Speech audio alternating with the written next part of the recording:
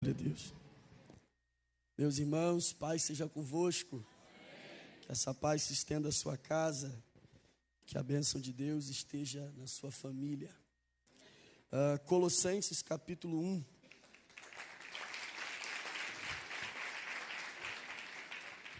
Colossenses capítulo 1, versículo de número 13. Que nós vamos ler aqui. Mais uma das mais belas poesias que Paulo escreveu à igreja, concernente à supremacia de Cristo, à grandeza de Cristo. Então, como eu fiz no primeiro culto, eu aconselho aqueles que amam a palavra, que querem conhecer sobre Jesus, ler a carta de Paulo aos Colossenses. Essa, sem dúvida, é uma das cartas em que Paulo exalta a pessoa de Jesus. Nós leremos aí o que ele escreveu do versículo 13 ao versículo 23. Está escrito: Ele nos tirou da potestade das trevas e nos transportou para o reino do Filho do seu amor, em quem temos a redenção pelo seu sangue, a saber, a remissão dos nossos pecados, o qual é a imagem do Deus invisível, o primogênito de toda a criação. Porque nele, em Cristo, foram criadas todas as coisas que há nos céus e na terra, visíveis e invisíveis, sejam tronos, dominações, principados, potestades, tudo foi criado por ele e para ele. Ele é antes de todas as coisas, e todas as coisas subsistem por ele. Ele é a cabeça do corpo da igreja, é o princípio e o primogênito dentre os mortos, para que em tudo tenha a preeminência. Porque foi do agrado do Pai que toda a plenitude nele habitasse, e que, havendo por ele feito a paz no seu sangue da sua cruz, por meio dele reconciliasse consigo mesmo todas as coisas, tanto as que estão na terra como as que estão no céu. A vós também, que noutro tempo eres estrangeiros e inimigos do entendimento, pelas vossas obras mais, agora contudo vos reconciliou, no corpo da sua carne, pela sua morte, para perante ele vos apresentar santos, irrepreensíveis e inculpáveis. Se na verdade permanecerdes fundados e firmes na fé, e não vos moverdes da esperança do evangelho que tendes ouvido, o qual foi pregado a toda criatura que há debaixo do céu, e de que eu, Paulo, estou feito ministro. Esse é um trecho do capítulo 1 da carta de Paulo aos Colossenses, em que Paulo está, como eu disse já, exaltando a pessoa de Cristo. Eu acredito que, por meio da Bíblia Sagrada, nós encontramos não só assuntos concernentes ao nosso dia a dia, às nossas necessidades, encontramos diversas situações em que Cristo nos dá uma orientação sobre algum tipo de problema ou dificuldade que tenhamos. Todavia, todos esses assuntos, eles são secundários. O assunto principal das Escrituras é a pessoa de Cristo. Nos revelar quem é Cristo, nos mostrar quem é Cristo, apresentar para nós o Filho de Deus como aquele que foi enviado no mundo e para o mundo para que salvasse os homens dos seus pecados. É perceptível quando a gente caminha dentro do nosso dia a dia e da sociedade que a gente vive e que a gente procura de alguma forma tentar entender por meio de livros e por meio de aulas e algumas coisas mais que a gente vai atrás para tentar entender o que a gente está vivendo. E é perceptível que a nossa sociedade ela vive debaixo de uma influência do marxismo cultural e do relativismo. E o relativismo nada mais é do que uma ação do adversário, utilizando-se dessa ideia de que não há verdade absoluta. Cada um tem a sua própria verdade, e dessa maneira, cada um tendo a sua verdade, não existe mais certo ou errado. Tudo depende do seu ponto de vista. E essa é a ideia que o relativismo defende. A ideia de que nada é absoluto, que não existe uma verdade matriz, mas que toda verdade depende do ponto de vista que alguma pessoa está vendo aquela situação. Diante dessa verdade que nós temos vivido, do relativismo no nosso meio, é perceptível que isso também caminha para o lado teológico, para o lado espiritual e para a pessoa de Cristo. É perceptível que com o caminhar dos últimos dias, as pessoas vão retalhando Jesus de acordo com a sua maneira de viver, na sua maneira de se comportar, e eles vão retalhando Jesus de acordo com as suas próprias vontades. Isso é preocupante, e eu disse aqui que nós corremos o risco dessa mesma visão relativista entrar na igreja, e a partir dessa visão, entrando dentro da igreja, somos capazes de estar em o mesmo culto, ter o mesmo pastor, ouvir a mesma Bíblia, ouvir a mesma palavra, participar das mesmas atividades da igreja, mas cada um aqui dentro carregar Cristo de acordo com aquilo que lhe convém. Isso é perigoso, porque uma vez que a gente já não acredita em uma verdade absoluta, eu passo a defender a minha verdade e não a verdade das Escrituras. É possível que alguém ouça algo sobre o que está escrito, e mesmo aquilo sendo uma verdade absoluta dentro do que está escrito, é dizer, está escrito, mas eu não concordo, está escrito, mas eu não acho que é assim, está escrito, mas eu penso que é de outra maneira. Então, uma vez que o relativismo ele entra dentro da linha teológica e acaba entrando na mente de alguns cristãos, nós acabamos tirando o peso da verdade absoluta que está na palavra de Deus. E uma vez que essa mensagem ela é desconstruída, a imagem de Jesus também é desconstruída, até porque a imagem de Cristo está vinculada à sua palavra. E uma vez que eu desconstruo essa palavra, a imagem de Cristo também vai sendo desconstruída. Quando nós olhamos o Novo Testamento, a partir dos Evangelhos, é perceptível que essa guerra sobre a imagem de Jesus, ela caminha desde os discípulos, desde os primeiros séculos. As pessoas criando a sua própria imagem sobre o Messias, criando a sua própria imagem sobre o Cristo. Uma das imagens que nós encontramos de Jesus dentro das Escrituras, pela cabeça dos discípulos e dos judeus, é o Messias político, aonde eles aguardavam o filho de Davi, que viesse dominar ali o território de Israel, arrancando Israel do peso e do jugo do Império Romano e fazendo de Israel uma nação independente, como era nos tempos de Davi. Alguns até acreditam que pelo fato de Jesus não reivindicar um reino humano e não querer se assentar no trono em Jerusalém, tenha sido um dos motivos pelo quais Judas o traiu, por esperar um Cristo ou um rei humano, que fosse um político, que de alguma maneira reivindicasse o seu trono. Por que essa imagem do Cristo político pode ser prejudicial para nós? Porque uma vez que eu enxergo Cristo como um Cristo político, ele passa a ser um candidato, como simplesmente uma opção que eu tenho para ser salvo. E Cristo não é uma opção de salvação, ele é o único mediador entre Deus e os homens. Não há possibilidade de salvação fora dele. Mas se eu enxergo um Cristo político, eu posso pensar que ele é um candidato e que ele é uma opção de ser salvo.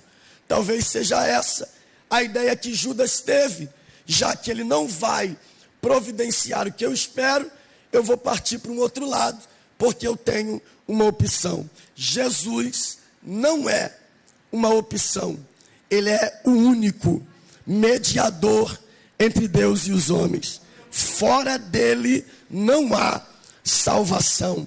Quando nós olhamos para as Escrituras Sagradas, por exemplo, em Romanos, nós encontramos a imagem de um Cristo humanista.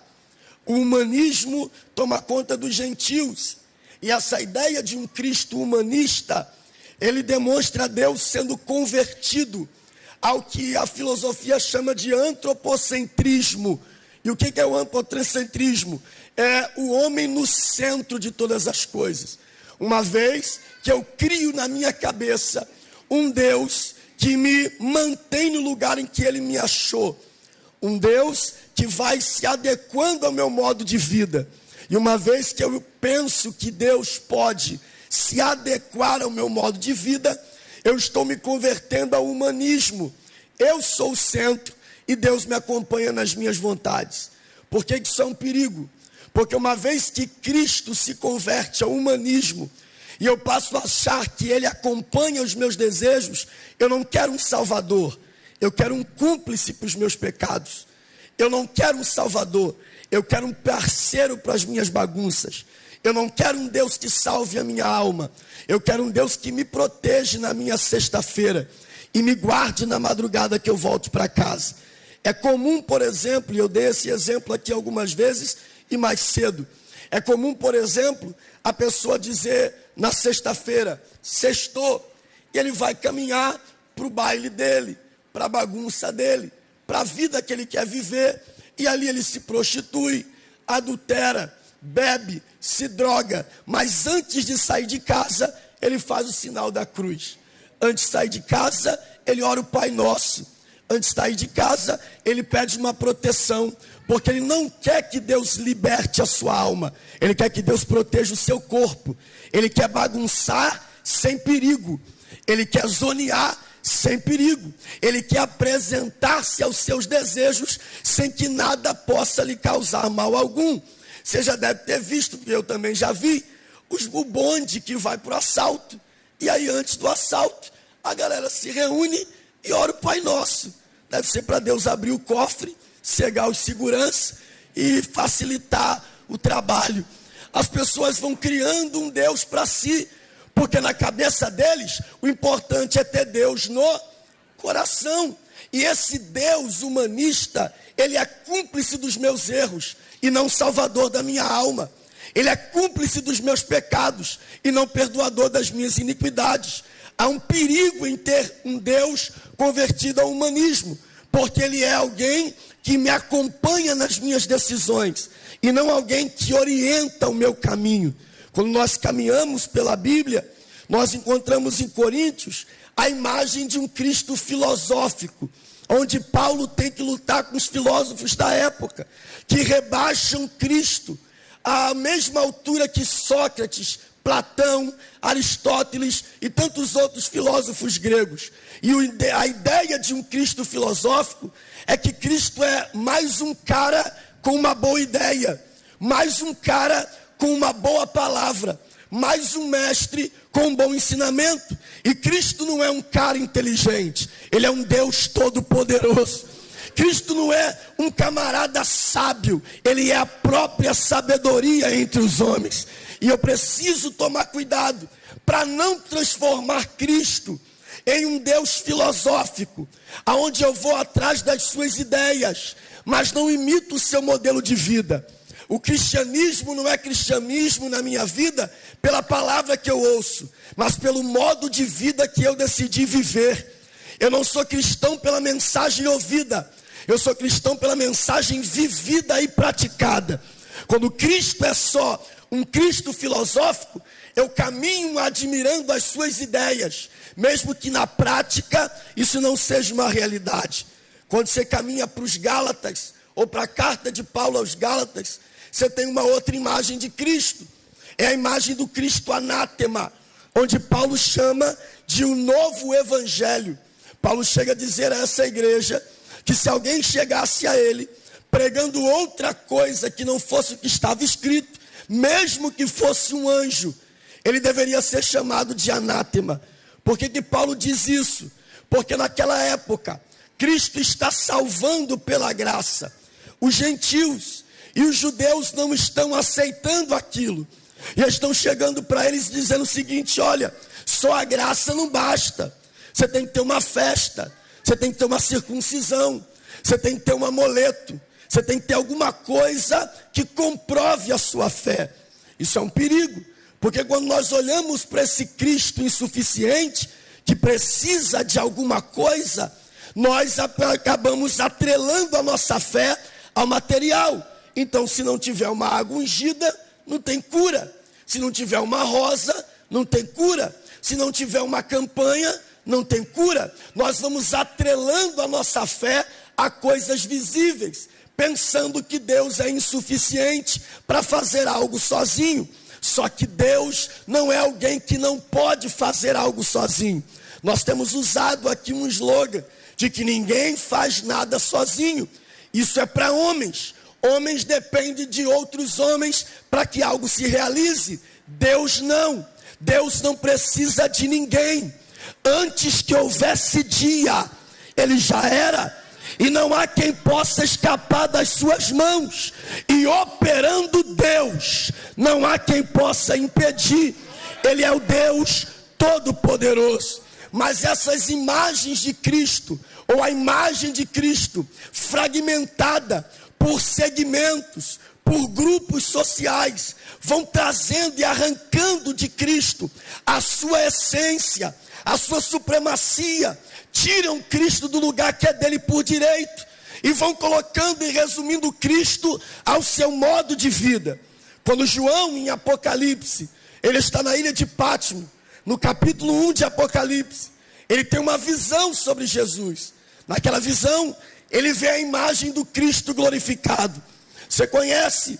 É um homem de cabelos brancos como a lã, olhos como chama de fogo, o rosto como o sol do meio-dia, uma espada que sai da sua boca, uma veste branca que vai até os pés, com um cinto no lombo e uma veste até os pés com seus pés como latão reluzente. Ele olha para João e quando chega no versículo 19, ele diz o seguinte para João: tudo o que você viu, escreve. E João vai escrever tudo o que ele viu. É importante perceber que o que João vê ali é a imagem de Cristo. E uma vez que ele vê a imagem de Cristo, ele recebe essa ordem: escreve. E ele vai escrever a imagem de Cristo, sobre a imagem de Cristo. E o que ele está passando para nós? Qual é o princípio? Que aquele que quer ver o que João vê, precisa ler o que João escreveu. Porque a imagem do Cristo visto por João foi escrito no livro. Uma vez, se eu quero de fato saber quem é Cristo, eu não posso simplesmente ouvir alguém falar. Eu não posso simplesmente que alguém pregue para mim. Eu preciso ler o que está escrito. Porque a mensagem de Cristo revela a sua imagem. Uma vez que eu leio a sua palavra, eu terei noção de quem é Cristo, de quem é o Senhor. E quando Paulo está escrevendo aos Colossenses, no capítulo 1, ele quer devolver para a igreja, ele quer devolver para o povo a imagem de quem Cristo é de verdade. Ele quer apresentar para a igreja a imagem do verdadeiro Cristo. Ele não quer que a igreja tenha na sua mente a mente de um Cristo político, filosófico, um Cristo anátema, insuficiente. Ele quer que a igreja conheça e permaneça naquilo que conheceu, a imagem verdadeira de Cristo. É por isso que quando Paulo vai escrever acerca de Cristo para aquela igreja, ele começa dizendo: Ele é antes de todas as coisas. O que Paulo está afirmando? Que Cristo sempre existiu. Cristo não começou na mensagem do pregador. Ele era a própria palavra antes que houvesse alguém para falar. Cristo não começou na música do cantor. Ele era a própria palavra antes que alguém pudesse cantar. Não havia gente, já ouvia Cristo. Não havia dia, já havia Cristo. Não havia tempo, já havia Cristo. Não havia tempo templo, já havia Cristo. Não havia pregador, já havia pregação. Porque no princípio ele era o Verbo, e o Verbo estava com Deus, e o Verbo era Deus.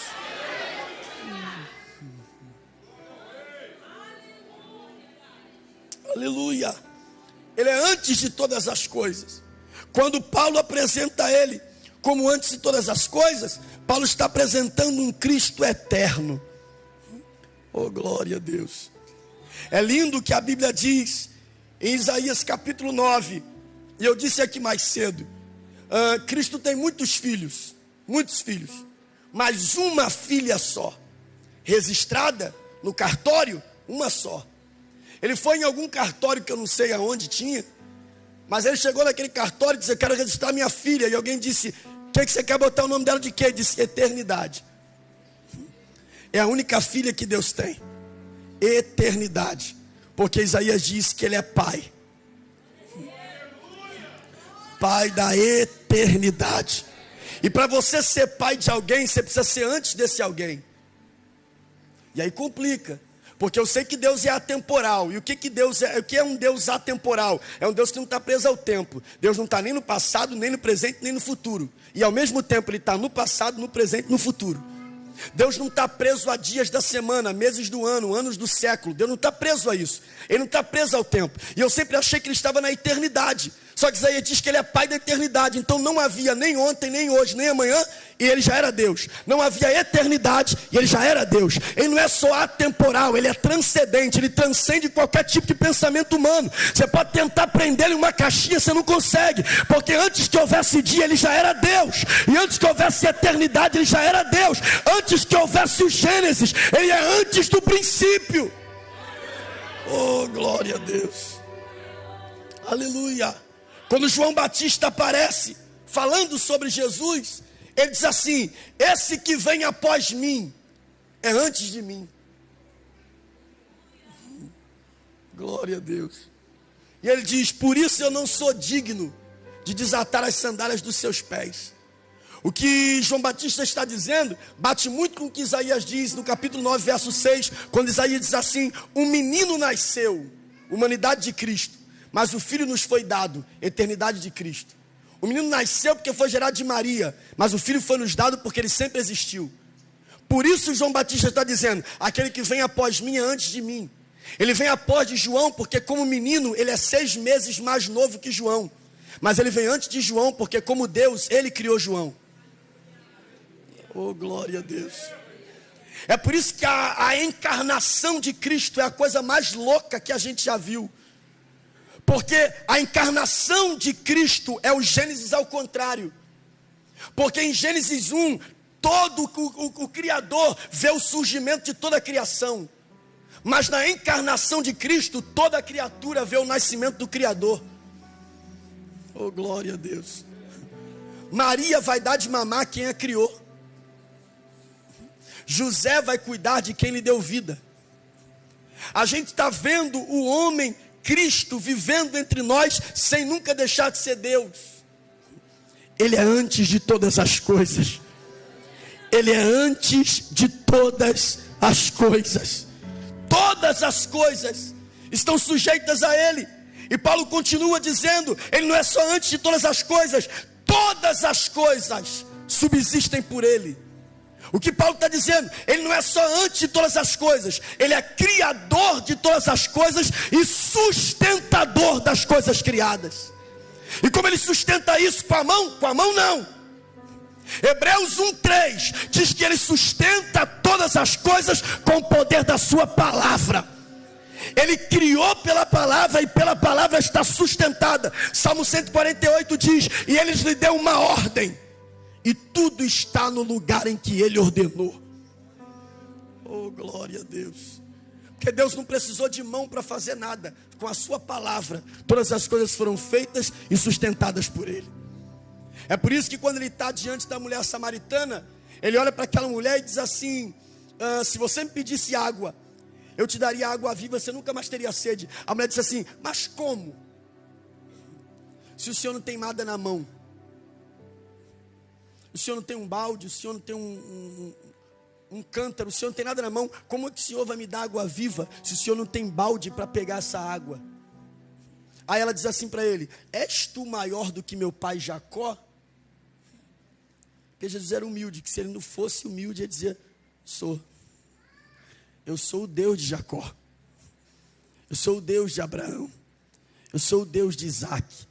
Aquela mulher olhou para a mão de Jesus e viu que na mão dele não tinha nada, então ela achou que não era possível que ele fizesse aquilo que ele tinha prometido. Só que Deus não precisa ter nada na mão para cumprir com aquilo que ele prometeu para nós. Ele só precisa de uma palavra, porque todas as coisas são sustentadas pelo poder da sua palavra. Quem é ele? Ele é a imagem do Deus invisível. Antes de Jesus, ninguém sabia como era Deus, porque ele mesmo, usando Moisés, disse: quem vê a minha face morrerá. Talvez daí venha o ditado popular: todo mundo quer ver Deus, mas ninguém quer morrer. Deus deixou claro que era impossível ver a face dele, porque quem olhasse morreria. E aí Jesus está conversando com os discípulos no capítulo 14 de João, e ele está dizendo: eu estou indo para o Pai, e não dá para vocês ir agora, e aí eu vou lá, mas daqui a pouco eu volto para buscar vocês. E um discípulo levanta e diz assim: Senhor, tudo bem, o Senhor vai para lá, só mostra para a gente quem é o Pai. Glória a Deus.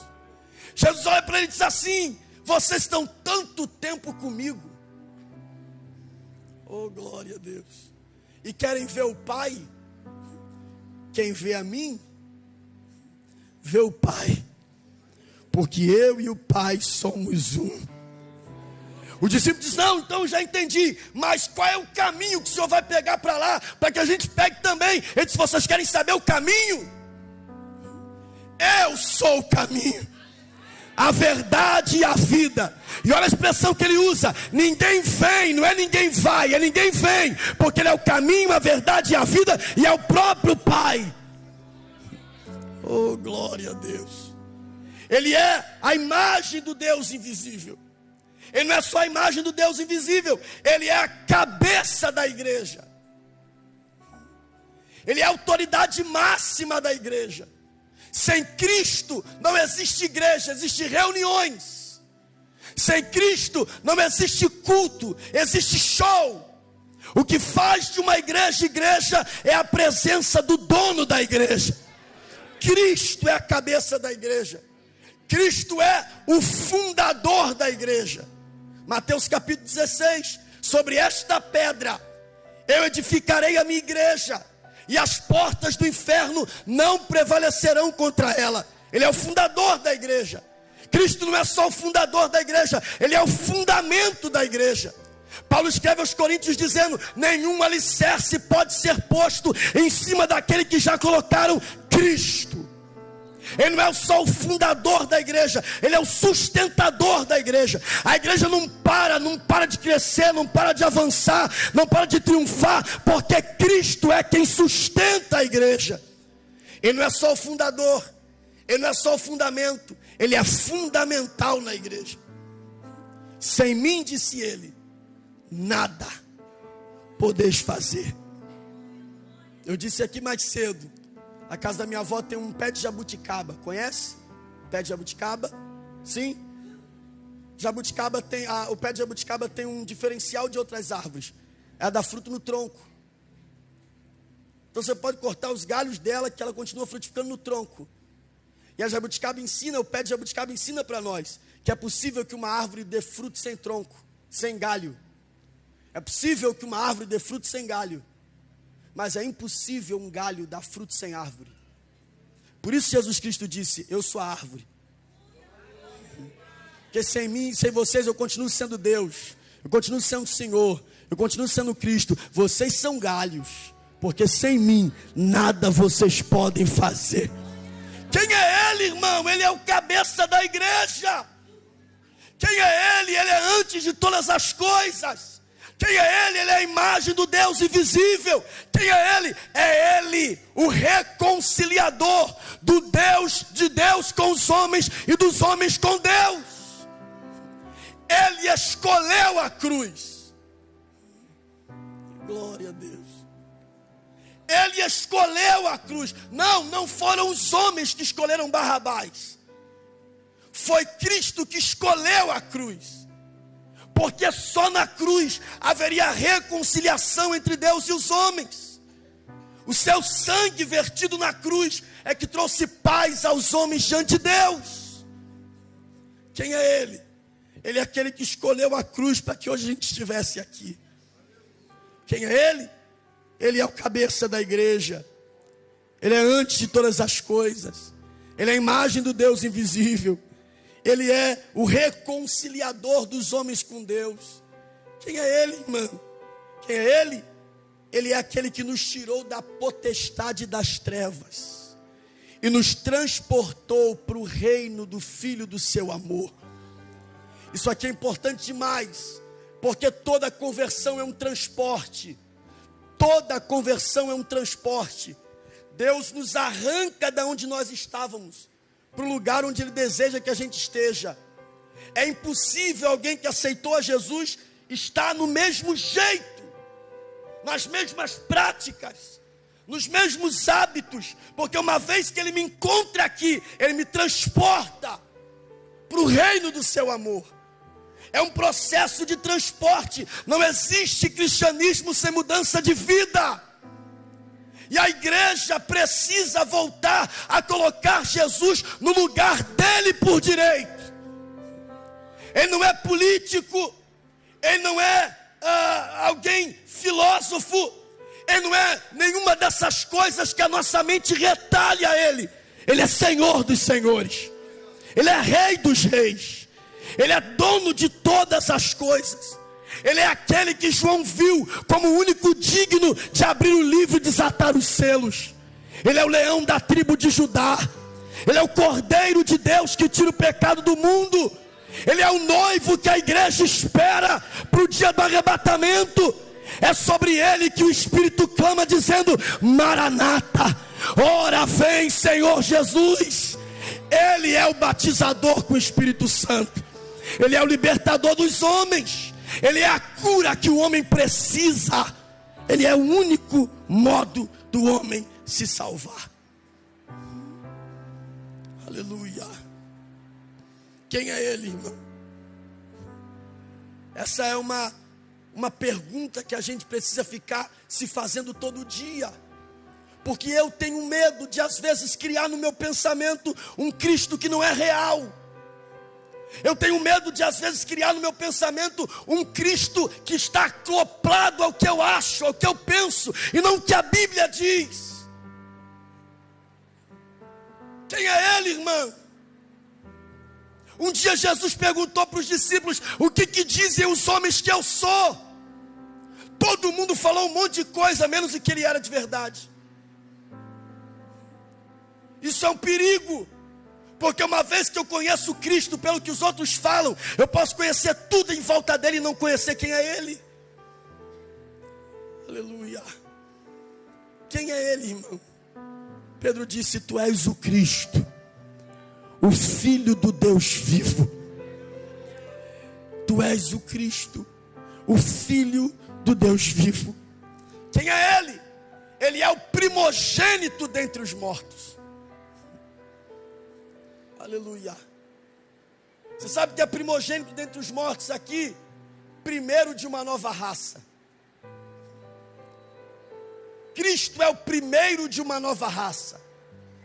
E por que Ele é primogênito entre os mortos? Porque Ele é o primeiro de uma nova raça que o acompanhará. Nós como a igreja. Ele foi o primeiro que venceu a morte e nunca mais morrerá. Assim como a igreja também vencerá a morte para nunca mais morrer.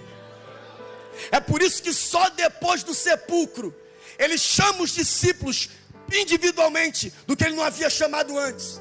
Antes do sepulcro Ele chama os discípulos de amigo, de servos, de filhos. Mas depois do sepulcro Ele diz para Maria: vai lá e avisa aos meus irmãos. Oh, glória a Deus. Por que Ele chama os discípulos de irmãos depois do sepulcro? Porque agora Ele é o primogênito. Ele é o primeiro de muitos filhos que zombarão da morte, que dirão para a morte: ó morte, onde está a tua vitória? que zombarão da morte, porque a morte será tragada pela vitória. A igreja precisa voltar a entender isso. Nós não estamos diante de um Deus qualquer. É Cristo o centro da nossa adoração, é Cristo o centro do nosso culto, é Cristo o centro da vida cristã. Se eu resumir a Cristo a meros homens ou a coisas materiais, se eu me desentender com um homem ou perder algo material, minha fé vai embora. Cristo não pode ser medido pelos homens e nem pela matéria. Ele está acima de tudo isso. Há um trono que ninguém pode remover. Cristo está sentado nele. Pegue a mão desse crente do seu lado, por favor.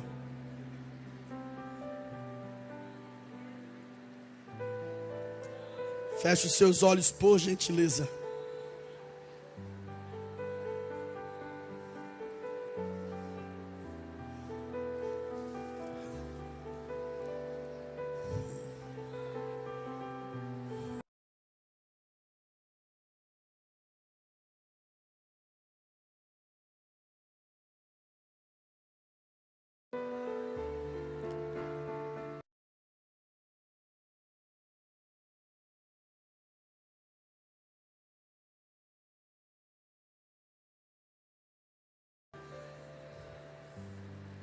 Se esse culto dependesse só do seu louvor, como seria esse culto? Se esse culto dependesse só da sua entrega, como seria esse culto?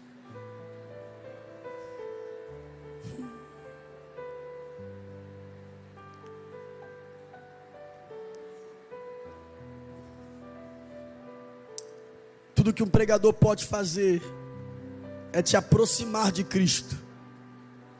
Tudo que um cantor pode fazer é te aproximar de Cristo. Tudo que um pastor pode fazer é te aproximar de Cristo. Mas ninguém explica a Deus. Ele deve ser adorado por isso. Ele deve ser reverenciado por isso. Ele deve ser engrandecido por isso. Eu quero lhe convidar a fazer isto agora. Aleluia. Aleluia. Aleluia. Aleluia. Aleluia. Sim, o nível da tua adoração revela o nível do teu conhecimento. Aleluia. Aleluia. Aleluia. Aleluia. Aleluia. Aleluia. A maior certeza de que Deus é Deus é a mão que você está segurando aí agora. A maior certeza de que Deus é Deus é essa pessoa que está do seu lado aí agora. A maior certeza de que Deus é o Senhor é a pessoa que está do seu lado agora. Ela é a imagem e semelhança do Deus vivo. É por ela o sangue no Calvário. É por ela os cravos nas mãos, a costela rasgada, a coroa de espinho. É por ela.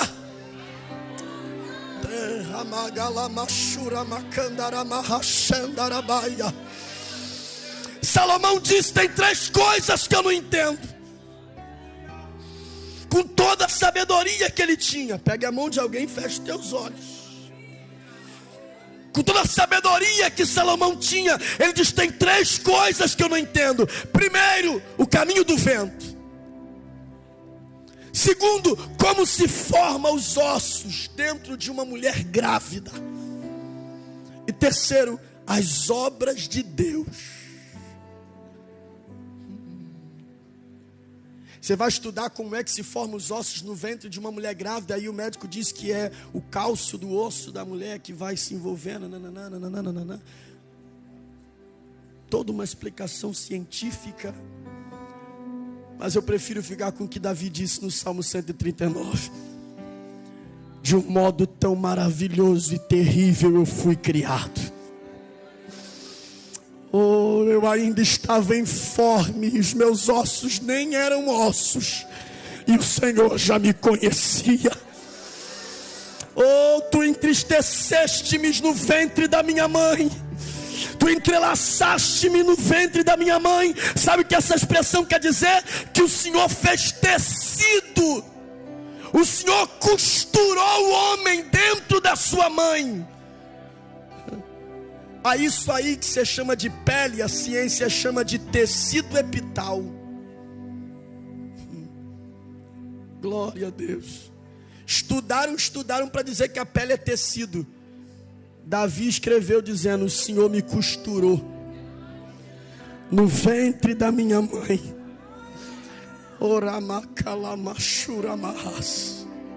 Não tem uma parte do teu corpo que Cristo não conheça. Não tem uma área da tua vida que Cristo não possa atuar. Não tem uma área da tua vida que Cristo não se responsabilize por ela. E o que eu devo fazer, pregador? Coloque ele no trono que é dele.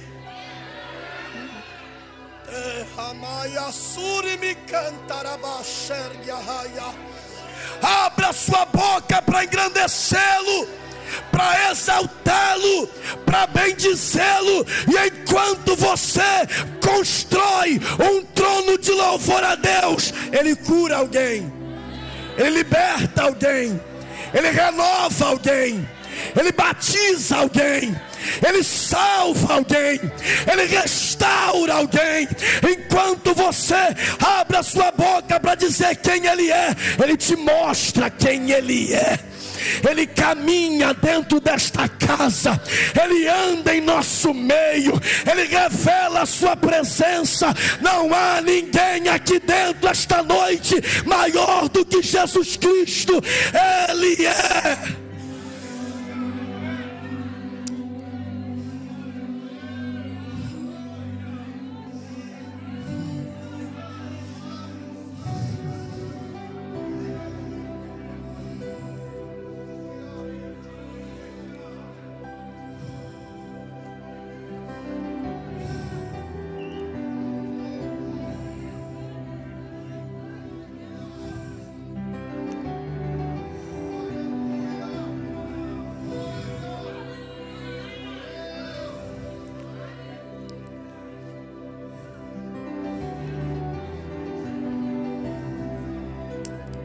Levante as suas mãos, por favor. E eu encerro. Levante mesmo as suas mãos.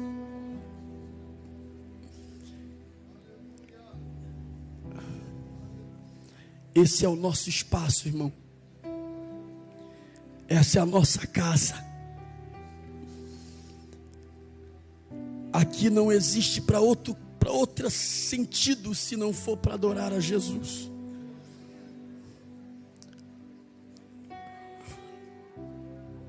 Não desperdice o tempo aqui. E eu vou dizer o que disse mais cedo. Tem gente que eu nem sei porque foi batizado com o Espírito Santo.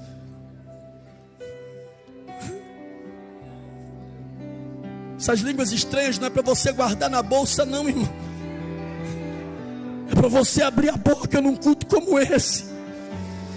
Não, a gente não pode voltar a fazer culto etiquetadinho, não. A gente é crente. O nosso culto é espiritual, irmão.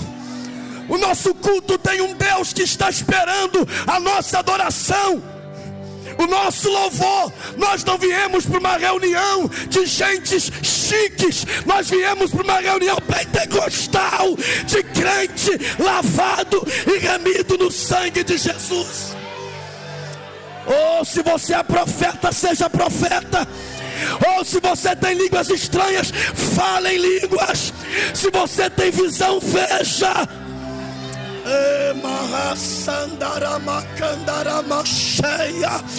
Faça alguma coisa. Jesus está aqui.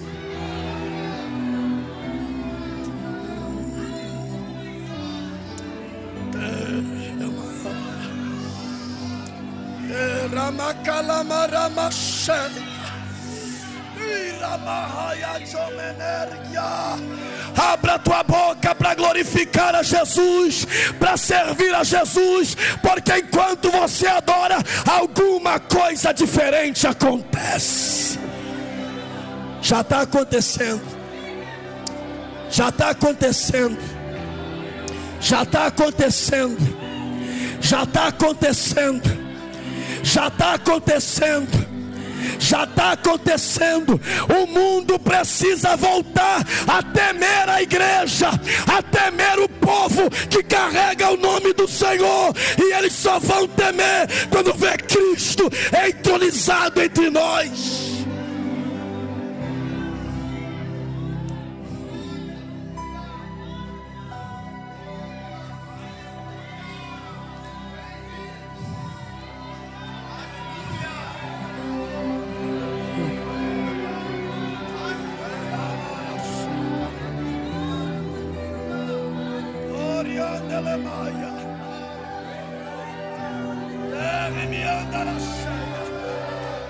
Oh, tem alguém aqui que vai ser salvo por meio de uma palavra profética.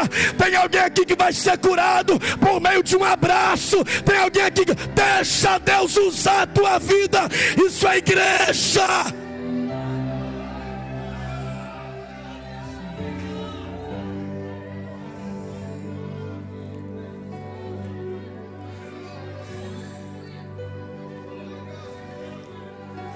Se coloque de pé, por favor. Por favor.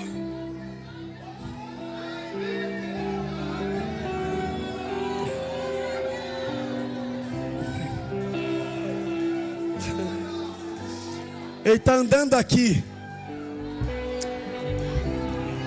Ele está andando aqui. Sim, sim, sim. Sim, sim, ele está andando aqui. Ele está andando aqui, ele está andando aqui. Vivo ele está, e está andando aqui. Ele ressuscitou e está andando aqui. Cristo, Cristo, Cristo, Cristo, Cristo.